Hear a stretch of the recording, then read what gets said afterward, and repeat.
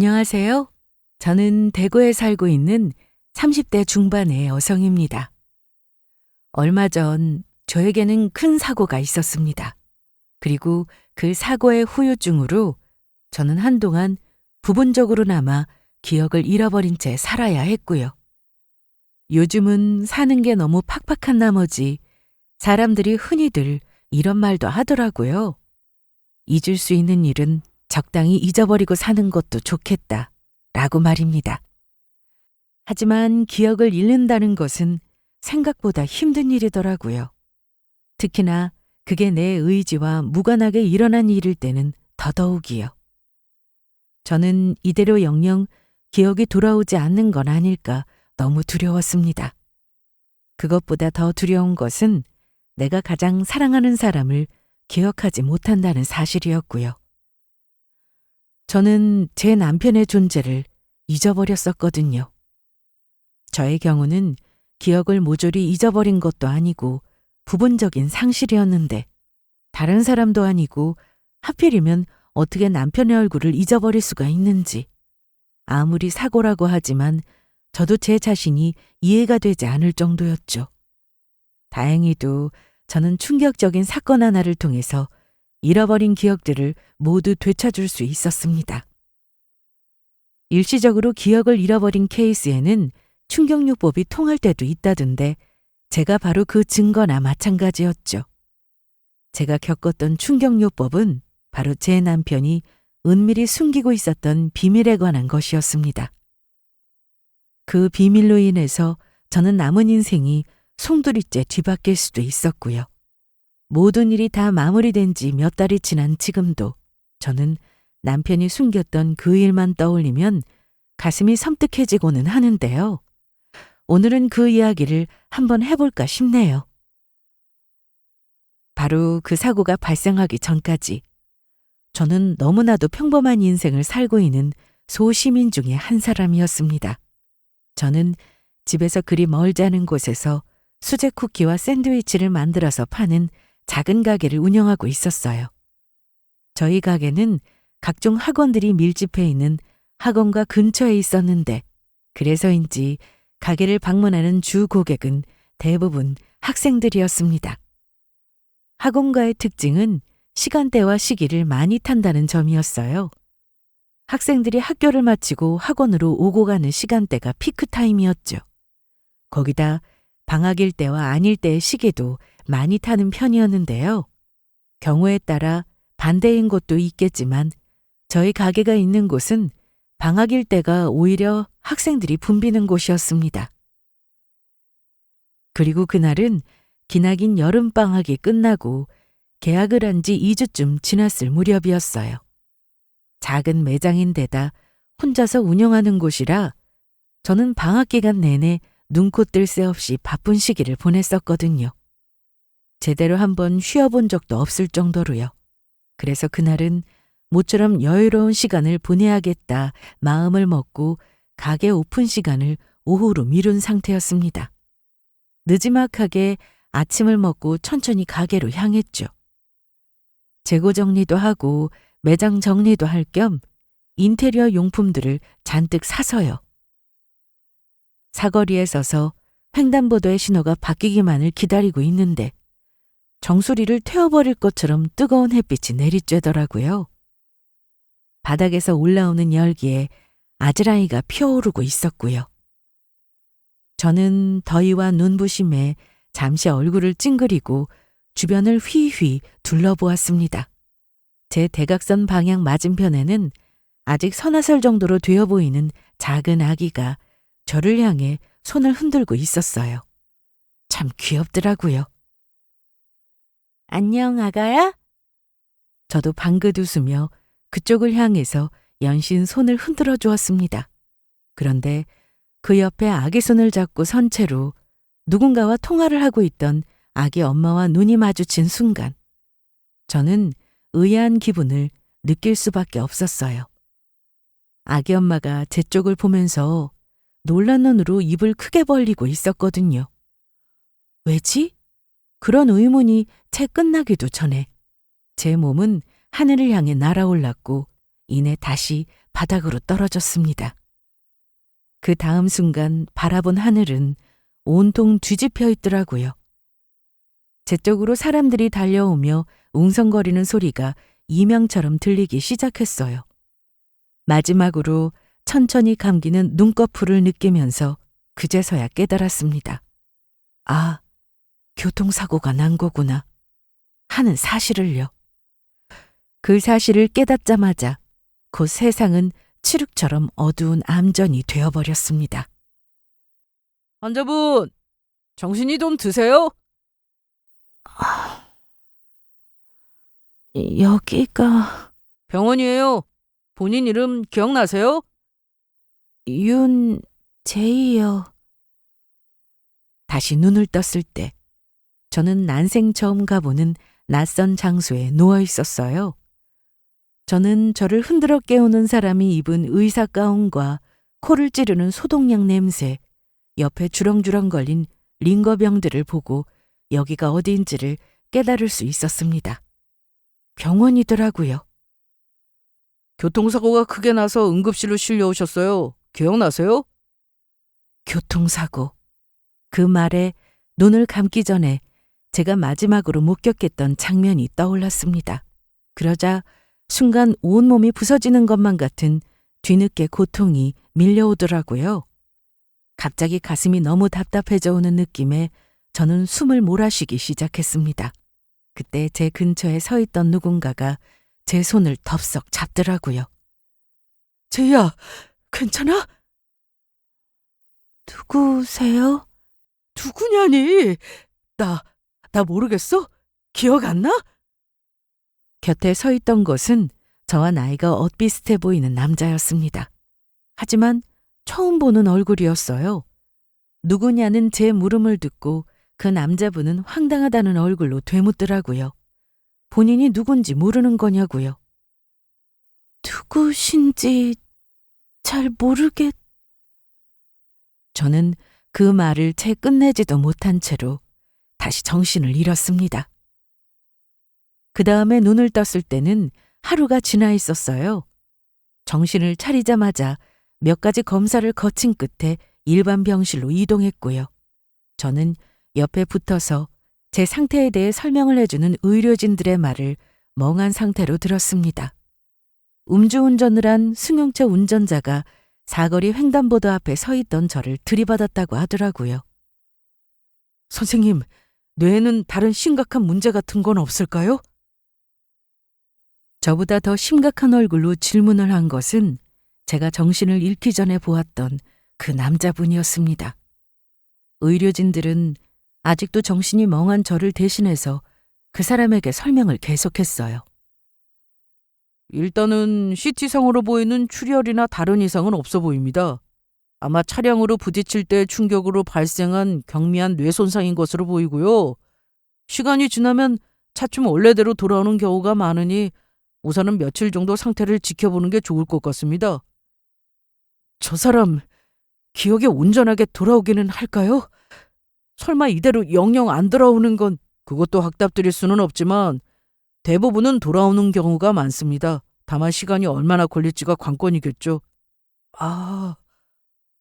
일단은 다른 검사 결과나 상태를 조금 더 지켜볼 필요가 있어서요. 그 밖에 불편한 부분이 있으시면 바로 말씀하시고요. 예, 정말 감사합니다.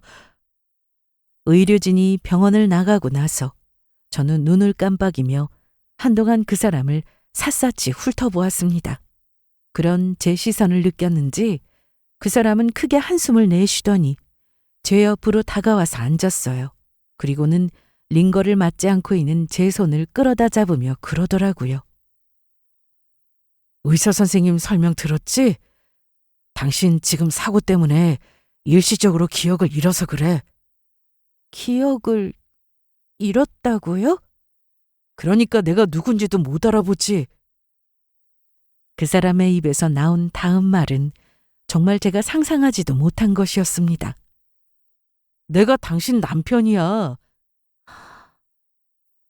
정말로 그쪽이 내 남편이에요? 제가 남편이냐고 되묻자 그 사람의 얼굴에는 감추지 못한 실망감이 떠올랐어요. 눈앞에 저에게는 내색하지 않으려고 했지만 숨겨지지 않았던 그런 종류의 표정이었죠. 그렇다니까? 이것 좀 봐봐. 우리 얼마 전에 찍은 사진이야. 아... 남편이라는 사람이 내민 핸드폰 속에는 저와 그 사람의 사진이 들어 있었습니다. 날짜를 보니 최근에 찍은 사진이더라고요. 다른 사람들과의 단체 사진 속에서도 바로 옆에 나란히 앉은 우리의 모습이 있었고요. 사진 속의 저희는 즐겁게 웃고 있었고 참 행복해 보였습니다. 너무 미안하더라고요. 그렇지 않아도 나 때문에 많이 놀랐을 텐데 본인을 기억도 하지 못하는 아내라니 얼마나 황당하고 슬프겠어요. 입장을 바꿔서 제 남편이 저를 기억하지 못한다고 해도 똑같을 것 같았죠. 그것도 아예 기억을 잃어버렸다면 모를까. 저는 부분 기억나는 것들이 꽤 있었거든요. 제 이름이나 제 가게나 그런 것들이요. 다만 남편에 관한 기억만큼은 흐릿하게 날아간 상태였습니다. 그래서 그게 더 미안했죠. 괜찮아. 일단 당신이 무사한 것만 해도 나는 하늘에 감사하고 있으니까 기억은 곧 돌아오겠지. 미안해. 나는 정말 하나도 기억이 안 나서. 당신이 미안할 게 뭐가 있어. 다쳐서 그런 건데. 그런 생각하지 말고 일단 좀 쉬자. 알았지? 무리하면 안 되니까 다시 좀 자. 저는 미안하기도 하고 당황하기도 한 나머지 할 말을 잃어버렸어요. 남편은 그런 저를 다독이면서 아무렇지도 않다는 듯 제 이불을 끌어올려 덮어주었죠. 그 와중에도 정말 다행이었던 것은 제가 팔 쪽에 약간의 미세골절을 입은 것 외에는 큰 이상이 없었다는 점이었습니다. 두통이나 온몸이 부서질 것 같은 근육통이 있기는 했지만 교통사고를 당한 것 치고는 그 정도 후유증은 양반이었죠. 근육통은 상반신에 집중되어 있었습니다. 목이며 어깨, 팔 부위가 너무 아파서 밤새 끙끙 앓기도 했고요. 여보, 왜 그래? 많이 아파? 팔이랑 어깨가 또 욱신거리는 것 같아. 잠깐만 있어봐. 내가 팩 데워서 찜질 좀 해줄게. 그럴 때마다 병실 구석에서 자고 있던 남편은 자다가도 벌떡 일어나서 링거로 연결된 진통제 양을 조절해주고는 했어요. 저를 침대에 비스듬히 기대게 해서는 데워온 찜질팩으로 어깨와 목 주변을 찜질하고 열심히 주물러주기도 했고요. 됐어. 나 이제 괜찮아. 피곤할 텐데 다시 자. 괜히 나 때문에 일어났지? 피곤하기는. 나 잠 다 깼어. 당신이나 졸리면 눈 감고 있어. 내가 주물러주다가 당신 잠들면 불 꺼줄게. 남편은 정말 지극정성이다 싶을 정도로 저를 열심히 간호했습니다. 오죽했으면 같은 병실을 쓰는 다른 환자들이나 그 보호자들이 남편을 입이 마르게 칭찬할 정도였어요. 이쪽은 신혼부부인가 봐. 아닙니다. 저희 결혼한 지 몇 년이나 됐는데요. 그래? 그런데 어쩜 아직도 이렇게 둘이 사이가 좋아? 우리는 신혼이라서 그런 줄 알았지. 아이고, 다른 남편도 와서 이런 것 좀 보고 배워야 하는 건데 팔다리 좀 주물러달라 그러면 환자보다 자기가 더 아프다고 난리야. 아주 왼수가 따로 없다니까. 제가 보기에도 저희 남편은 그런 소리를 들을 만하기는 했습니다. 남편은 아예 회사에 휴가까지 내고는 저를 돌보고 있었어요. 마치 하루 24시간 온 세상이 저를 위해 돌아가는 사람인 것처럼요. 저는 괜찮으니까 휴가까지 낼 필요는 없다고 몇 번이고 말을 했지만 남편은 제 말을 들은 척도 하지 않더라고요. 거동이 불편하니 무조건 본인이 제 옆에 있어야 한다면서요. 비록 제가 팔에 골절이 있어서 깁스를 해야 했고 그것 때문에 불편한 것은 사실이었습니다. 하지만 그 부분을 제외하고는 저는 다른 교통 환자들에 비해서 엄청나게 멀쩡한 편이었거든요. 그런데도 남편은 제가 마치 신생아라도 되는 것처럼 하루 종일 제 뒤를 졸졸 쫓아다니며 병간호를 하고 있었습니다. 남편이 저를 보는 눈빛은 같은 병실 사람들의 표현을 빌린 것처럼 바람이 불면 날아갈까 걱정하는 것 같다고 해도 과언이 아니었어요. 제가 혼자 돌아다니지도 못하게 했고 운동 시간 외에는 절대 안정이라며 무조건 누워만 있으라고 했죠. 거기다 그것만으로는 안심이 되지 않았는지 나흘쯤 지난 뒤에는 아예 병실까지 바꿔버리더라고요. 여보, 갑자기 뭐해? 우리 다른 병실로 이사 가자. 데스크에 말해서 병실 1인실로 바꿨어. 뭐? 아니 왜? 난 여기도 괜찮은데. 아니야. 당신 푹 쉬면서 안정해야 하는데 여기는 불편하잖아. 6인실이라 들락거리는 사람도 너무 많고 내가 당신 입원한 첫날부터 1인실로 바꿔달라고 했는데 그때는 자리가 없었거든. 오늘 마침 자리 났다고 하길래 바로 바꿔달라고 했어. 아니 1인실 엄청 비쌀 텐데. 괜찮아. 당신 편한 게 중요하지. 그거 비싸봤자 얼마나 한다고. 그리고 이럴 때 쓰려고 내가 돈 버는 거지. 이럴 때도 안 쓰면 돈 벌어서 대체 어디다 쓰겠어? 남편은 괜찮다는 저를 데리고 극구 1인실로 자리를 옮겼습니다. 솔직히 1인실이 편하기는 하더라고요. 제가 잠자리에 예민한 편이라서 같은 병실에 코를 고는 다른 환자분들과 보호자분들 때문에 잠을 자주 설치고 있었거든요. 그래도 병실 생활이 다 그렇지 뭐 하면서 참고 있었는데 남편이 그걸 눈치를 챈 모양이더라고요.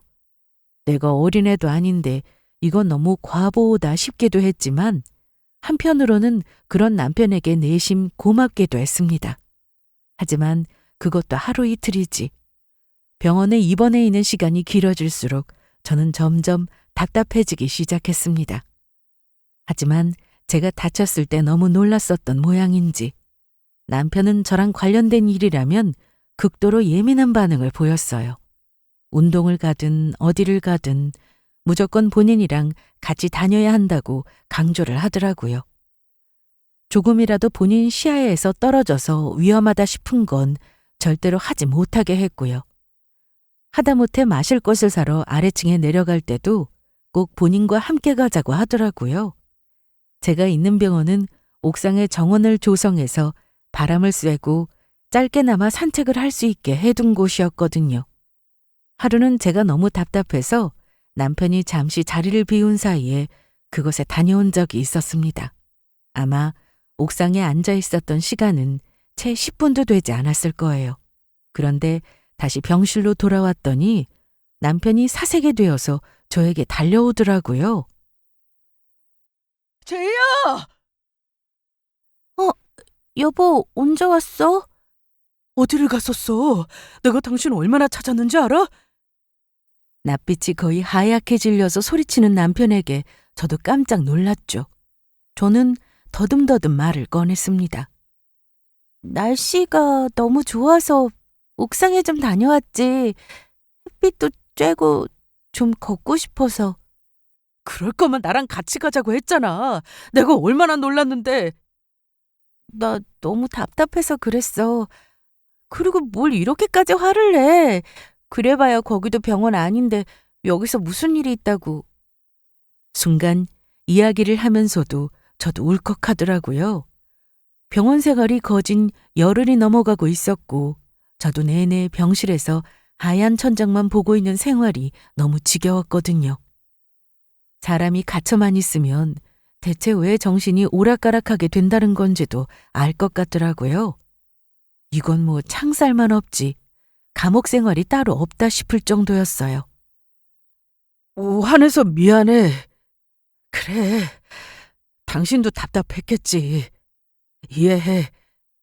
그런데 나도 너무 걱정이 돼서 그랬어. 아니 그렇다고 왜 울고 그래.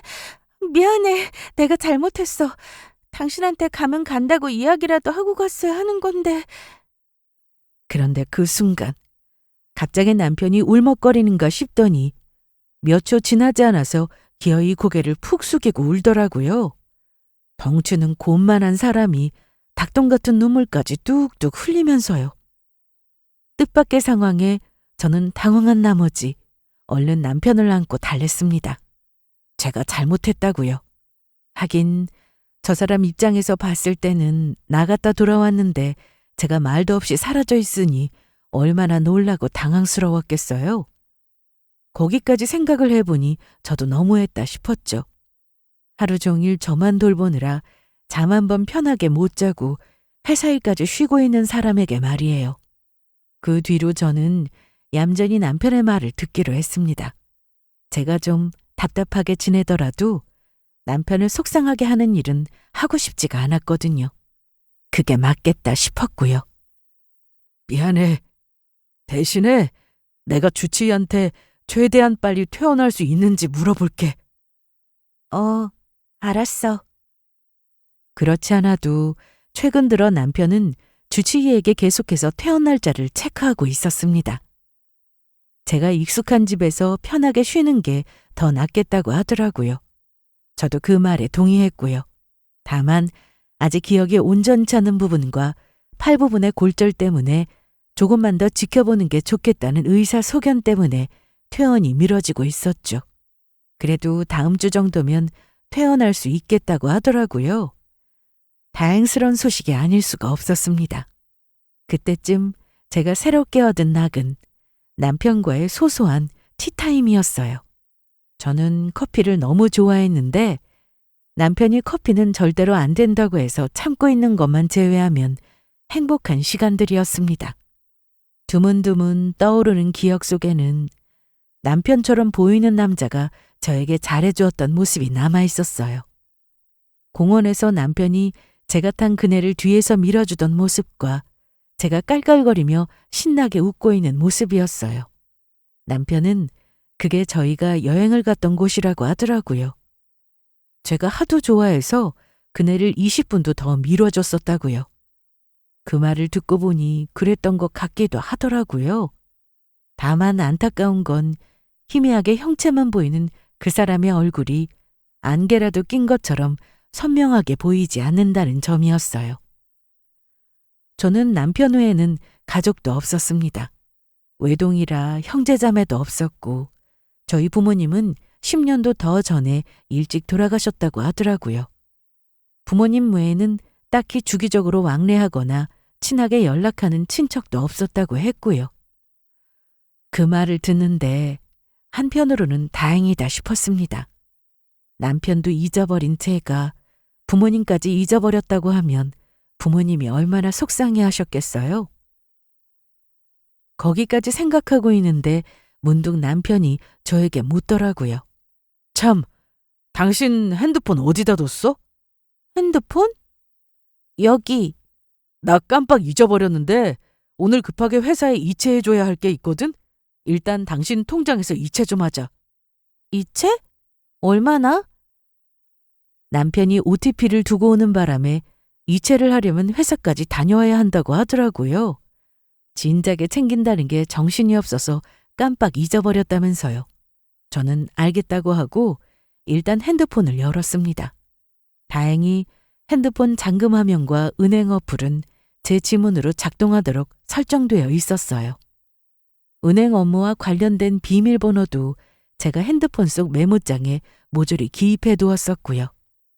제가 모든 아이디와 비밀번호를 그곳에 적어둔다는 건 기억이 나서 천만 다행이었죠. 나도 이체 한도가 걸리는데. 그래? 얼마인데? 1,000만 원밖에 안 돼. 어쩌지? 당신 회사에 다녀와야 하는 거 아니야? 알겠어. 일단 그럼 급한 대로 1,000만 원이라도 보내봐. 나머지는 내가 해결해 볼게. 남편이 보내달라는 건 2천만 원이었습니다. 그 금액을 보내려면 제 통장이 이체 한도를 상향 조정해야 했는데 그게 은행 어플 내에서 그냥 신청만 한다고 되는 게 아니더라고요. 일단 업무 시간도 지나 있었고요. 당신 나중에 시간 나는 대로 이체 한도부터 상향 조정해두자. 이렇게 급하게 돈 쓸 일이 생길 수도 있고 하니까. 남편은 요즘 누가 이체 한도를 1,000만 원으로 해두냐며 어이없다는 듯 웃더라고요. 그러면서 한도를 올려두라는 이야기를 2번이나 반복했습니다. 저는 당시에는 그냥 대수롭지 않게 같이 웃고 남겼었죠. 이튿날 남편은 정말 급한 회사 일 때문에 잠깐 자리를 비워야 했습니다. 금방 오겠다고 저에게 어디 가지 말라고 신신당부를 하고 가더라고요. 그러고도 마음이 놓이지 않았는지 무슨 일 있으면 바로 전화하라는 말과 함께요. 저는 순순히 고개를 끄덕였어요. 하지만 마음속으로는 이때다 싶었습니다. 남편이 병원을 나가자마자 저는 곧바로 외투를 걸치고 핸드폰을 챙겨서 병원 아래로 내려갔어요. 일전에 남편과 산책을 하면서 병원 1층에 카페가 있다는 정보를 미리 입수한 뒤로는 오늘만 기다려왔었습니다. 사실 커피가 너무너무 먹고 싶었거든요. 저는 심각한 카페인 중독이었습니다. 사고가 나기 전에는 하루에 무조건 아침, 점심, 저녁으로 아이스 아메리카노를 꼭꼭 3잔씩 마실 정도였죠. 예전에 TV에서 모유 수유 때문에 그 좋아하던 커피를 억지로 참고 있다는 사모의 인터뷰를 본 적이 있었는데 그 심정이 바로 이런 거겠구나 싶더라고요. 하지만 남편은 커피를 마시러 가고 싶다는 제 간절한 부탁을 단칼에 거절했어요. 그저 병실 안에서 몸에 좋다는 차만 번갈아가며 우려줄 뿐이었죠. 물론 그때 남편과 같이 마시던 차도 좋았지만 그래도 차는 차고 커피는 커피인 거잖아요. 남편에게는 조금 미안하기는 했지만 저는 신이 나서 카페로 들어갔어요. 얼른 카운터 앞에 줄을 서 있는데 원두 향이 그렇게 좋을 수가 없더라고요. 제일 큰 사이즈로 하나 마셔야겠다는 다짐을 야무지게 하고 메뉴판을 살피고 있을 때였습니다. 갑자기 누군가가 뒤에서 제 어깨를 두드리더라고요. 제이야, 너 제이 맞지? 네? 제 어깨를 두드린 것은 제 고등학교 동창이었습니다. 최근에는 바빠서 소원해지기는 했지만 그때는 한참 친하게 지냈었던 친구였었죠. 웃긴 게 친구의 얼굴을 보고 목소리를 들으니 또 기억이 나더라고요. 제 기억력도 참 종잡을 수가 없었죠. 저는 반가운 마음에 얼른 친구의 손을 붙잡았습니다. 민지야, 진짜 오랜만이다. 어떻게 여기서 만나? 봤구나. 와, 나는 뒤에서 보고 혹시나 했지. 그런데 무슨 일이야? 너 어디 아파?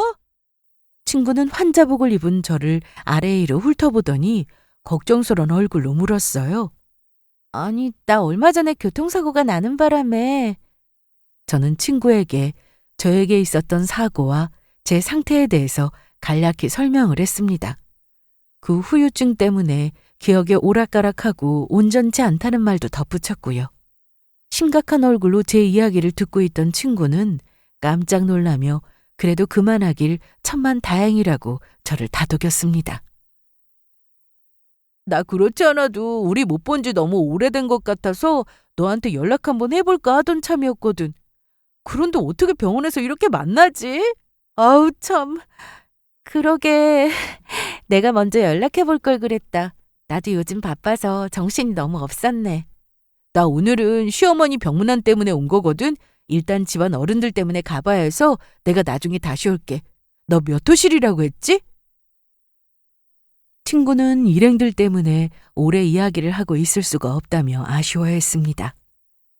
금방 다시 오겠다는 말을 남기고는 떠났죠. 선물이라며 저한테 커피까지 사주고서는요. 참 오랜만에 만남이었는데 그래도 옛 친구를 만났더니 너무 좋더라고요. 답답했던 속도 뻥 뚫리는 느낌이었고요. 물론 커피도 너무 맛있었죠. 저는 커피를 다 마시고 아무렇지도 않은 척 다시 병실로 돌아왔습니다. 조금 지나자 남편이 돌아왔어요. 별일 없었냐는 물음에 아무 일 없었다며 시치미를 뗐어요. 양심에 조금 찔리기는 했는데 때로는 선의의 거짓말도 필요하다고 생각하면서요. 친구를 만났다는 이야기를 하고 싶었지만 그러려면 카페에 내려갔던 이야기도 해야 했기 때문에 할 수가 없겠더라고요. 그래서 그 일은 저만의 작은 일탈로 남겨두었었죠. 그런데 그 일이 있은 지 이틀 뒤 민지가 다시 저를 찾아왔습니다. 그것도 이번에는 다른 친구들을 둘이나 데리고서요. 제이야, 괜찮아? 어머, 지수야, 정은아, 여기까지 어쩐 일이야? 어쩐 일은 너 교통사고 때문에 입원했다는 소식 민지한테 전해 듣고 바로 온다고 했지. 귀집애 아주 큰일 날 뻔했네. 얼굴이 반쪽이 됐네, 아주. 알고 보니 민지가 연락을 돌려서 같이 오게 됐다고 하더라고요. 별것도 아닌데 공연히 걱정을 시킨 것 같아서 미안한 마음이 들었습니다. 그래도 친구들은 오랜만에 보니까 너무 좋더라고요. 뭐 좀 마실래? 음료수랑 과일 사왔는데. 뭘 또 그런 걸 사왔어. 괜찮은데. 내가 과일 깎아줄게. 여기 혹시 과도랑 일회용 접시 같은 건 없어? 친구들은 가지고 온 과일 바구니를 내려놓으며 냉장고와 서랍장을 여닫았습니다. 거기 서랍장이 없어? 다 썼나? 조금만 기다려. 우리 남편 잠깐 나갔는데 곧 올 거야. 남편? 남편한테 사오라고 시키면 돼. 뭐 또 필요해? 종이컵? 저는 별 생각 없이 대꾸하며 친구가 들여다보던 서랍장 쪽을 향했습니다. 그런데 제 말을 들은 친구들의 반응이 너무 이상하더라고요. 친구들이 당혹스럽다는 얼굴로 서로의 얼굴을 쳐다보고 있었거든요. 왜 듣지 말아야 할 것을 들었다는 사람의 반응처럼요. 뭐야? 왜들 그래? 너 그게 무슨 말이야? 뒤남편 3년 전에 죽었잖아. 저는 그 순간 온몸에 소름이 쫙 돋는 것을 느꼈습니다. 무슨 말이야, 그게? 제이야, 너 왜 그래? 그것도 잊어버렸어? 네 남편 3년 전에... 아니, 우리 남편이 왜 죽어? 죽음 전까지도 여기 있었는데. 너무 당황스러운 이야기를 들으면 머리가 새하얗게 변한다는 게 맞는 말이더라고요. 저는 이 상황이 이해가 되지 않아 몇 번이고 되물었습니다. 게다가 제가 말을 되풀이해 할수록 친구들의 얼굴은 점점 더 어두워지고 있었어요. 아직도 제가 사고의 후유증으로 기억력이 온전치 않다고 여기는 것 같더라고요. 저는 기가 막힌 나머지 어디다 소리라도 지르고 싶은 심정이었습니다.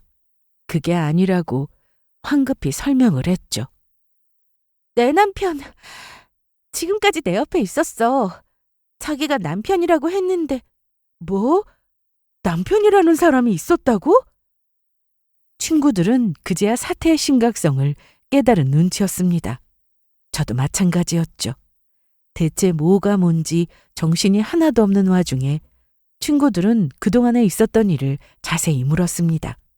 제가 깨어나서 기억하는 순간부터 지금까지 있었던 모든 것들을요. 이 사람 맞아? 아니야, 이 사람이 아닌데.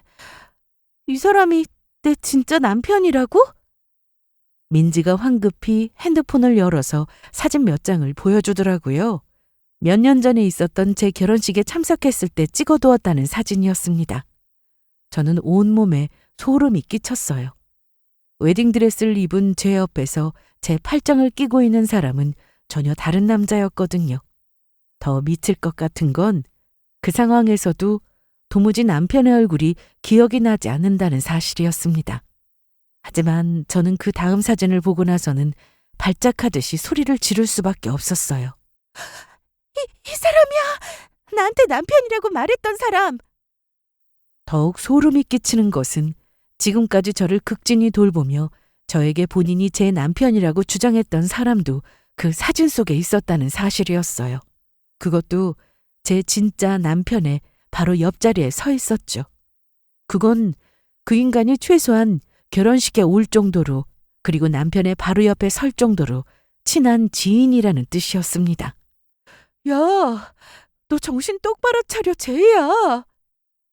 대충 상황이 파악되자 민지는 곧장 자신의 남편에게 전화를 걸었습니다. 그리고는 간단하게 사정을 설명한 뒤에 저를 바꿔주더라고요. 저는 그 후로 한참 동안이나 친구의 남편과 통화를 했고 모든 사정을 자세하게 설명했습니다. 친구들이 모두 돌아간 뒤에 저는 후들거리는 온몸을 애써 진정시키며 침대에 누웠어요. 조금 전에 친구 남편이 해주었던 이야기를 모두 되새기면서요. 얼마 후 남편이라고 믿었던 그 인간이 병실로 돌아왔습니다. 여보, 나왔어. 오늘 별일 없었어? 나 오늘은 너무 피곤하네. 일찍 자려고. 아, 그래? 당신 어디 아픈 건 아니지? 그러고 보니까 안색이 왜 이렇게 안 좋은 것 같지? 아니야. 그냥 좀 졸려서 그래. 이야기를 길게 하면 부들부들 떨리는 목소리를 들킬 것만 같아서 저는 최대한 이불 속에 몸을 파묻었습니다. 참, 그런데 당신 은행 잔고는 얼마 남았다고 했었지? 잔고? 얼마나 남았는지는 나도 한번 확인해 봐야 하는데, 잔고는 왜? 아, 저번처럼 또 당신 통장에서 급하게 이체할 일이 종종 있을 것 같아서 아직 당신 통장에 이체한도 안 올려놨지? 정신이 없었네. 저는 내일 이체한도를 올리겠다고 대답했습니다. 그러자 그 인간은 만족한 듯이 잇몸까지 드러내며 활짝 웃더라고요. 뭐가 그리 좋은지 연신 복도로 나가서 누구랑 통화를 반복했고요. 하지만 제가 그 인간에게 이체를 하게 되는 일은 없었습니다. 이튿날 해가 뜨자마자 병실로 경찰들이 들이닥쳤거든요. 이게 무슨 일이죠? 현재 윤재희 씨 보호자라고 주장하시는 분과 관련해서 사기 혐의로 고소가 들어온 상태입니다. 일단 정확한 신문과 사실관계 확인을 위해서 경찰서까지 같이 동행해 주셔야 하겠습니다. 네, 고소요? 사기요? 아니, 무슨 오해가 있는 것 같은데요. 여보, 뭐라고 말 좀 해봐. 그 인간은 흑빛이 된 얼굴로 소리를 지르면서 발버둥을 쳤습니다. 무슨 오해가 있는 것 같다며 자신이 제 남편이 맞다고 난리를 쳤죠. 병실이 소란해지자 사람들이 몰려들기 시작했습니다. 끌려나가지 않으려고 그 난동을 피우면서 발악을 하는데 그 얼굴이 너무나 뻔뻔해서 질릴 지경이더라고요. 오히려 적반하장으로 저까지 불러대는 그 모습에 저는 그 인간에게로 가까이 다가가서 질문을 던졌습니다. 그래서? 네 이름이 뭔데? 여보. 내 남편은 박진성인데 당신 신분증에도 같은 이름이 있어? 제이야. 당연히 같은 이름이 있을 리가 없었죠. 그 인간의 이름은 박진성이 아니었으니까요. 저는 친구 남편이 알려주었던 대로 모든 사실 증거를 녹음해서 제출했습니다. 민지 남편이 바로 변호사였거든요. 다만 형사사건 전문 변호사가 아니라서 곧장 담당으로는 동료인 다른 변호사를 연결해 주었고요. 저는 가짜 남편 놈이 제 남편이라고 말하는 내용과 앞서 제 돈을 가져간 증거, 그리고 그것도 모자라 다시 사기로 돈을 이체하려는 증거를 모두 수집했습니다.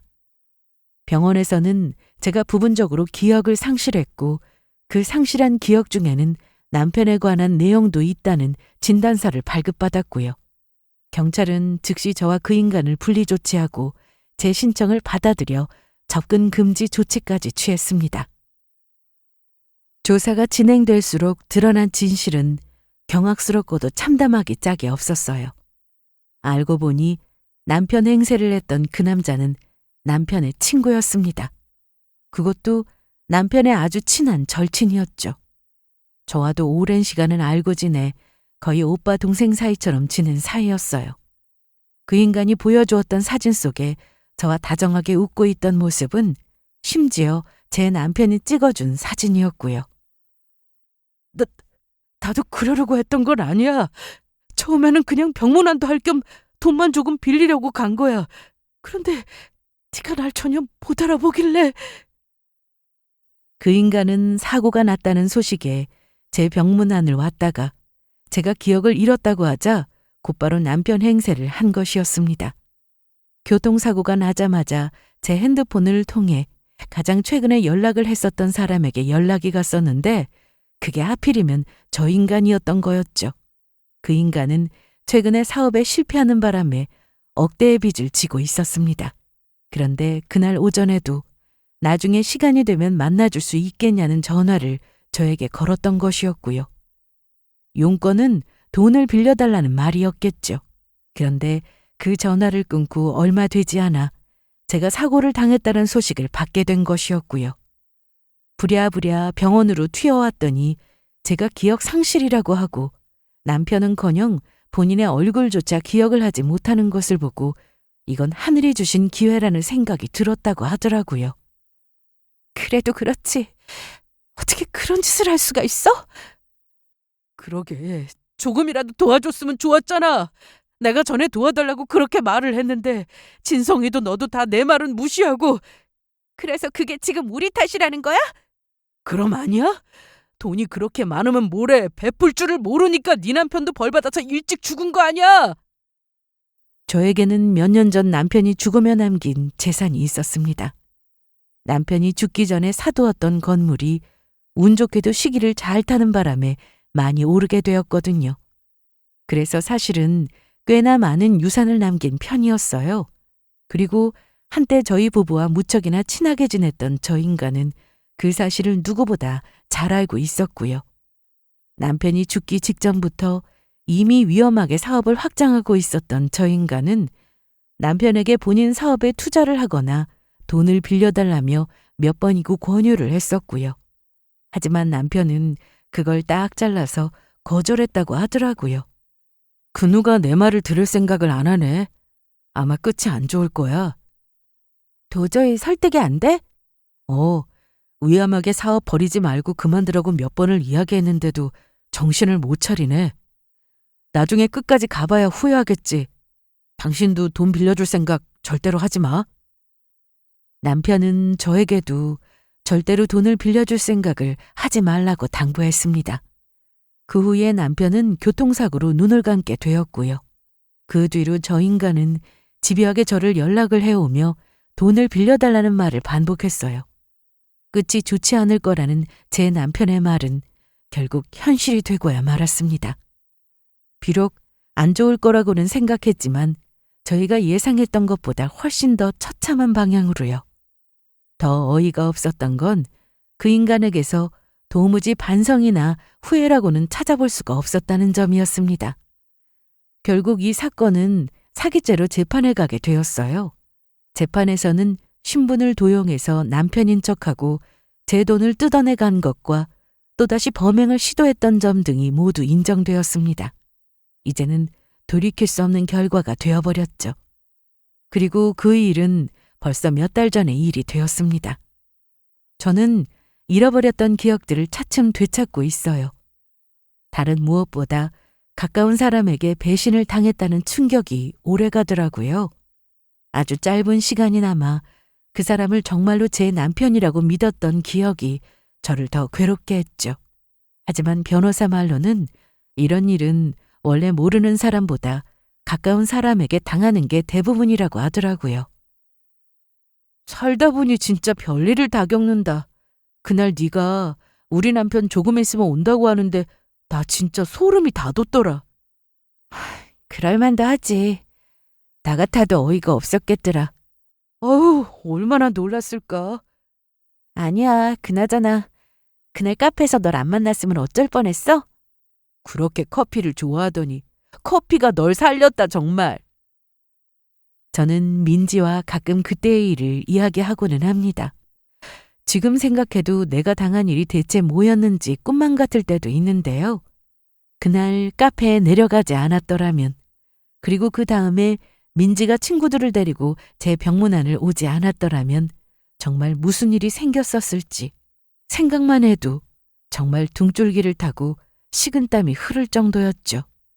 아니, 애초에 어떻게 사람이 그렇게 대담한 짓을 벌일 수가 있는지도 저는 이해가 되지 않았습니다. 아무리 제가 기억을 잃었다고 하더라도 언제든지 그 기억이 돌아올 수 있는 상황이었는데 말이죠. 그래도 한때는 제 남편과 그리고 저와도 친형제처럼 친하게 지냈던 사이였는데 저에게 그런 짓을 저지르면서 조금의 죄책감도 느끼지 않았던 건지 묻고 싶더라고요. 하지만 조금의 반성도 없는 그 얼굴을 보니 그런 질문조차 아무런 의미가 없다는 생각이 들었습니다. 그 일을 겪은 후에 저는 이사를 하고 다른 자리를 찾아 새로 가게를 옮겼어요. 혹시라도 나중에 그 인간이 출소하고 나서도 찾아올 수 없도록요. 저는 이제는 그때 일을 생각하지 않으려고 애를 쓰고 있습니다. 다만 조용한 곳에서 평온하게 건강을 회복하는 데만 집중하고 있고요. 제가 겪은 일들은 그저 잠시 나쁜 악몽을 꿨다고 생각하려고요. 살다 보면 정말 별의별 일을 다 겪게 되는 게 인간사라는데 저는 그 최악의 일을 이미 지나온 것 같다는 생각이 들었습니다.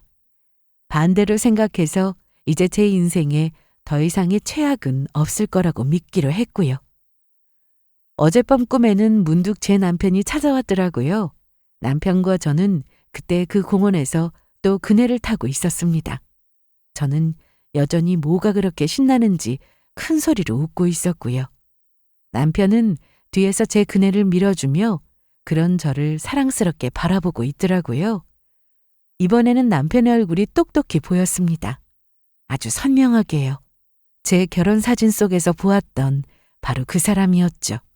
아마 나중에 하늘나라에서 남편과 다시 만난다면 오늘의 이 일도 웃으면서 이야기할 날이 오게 되지 않을까요?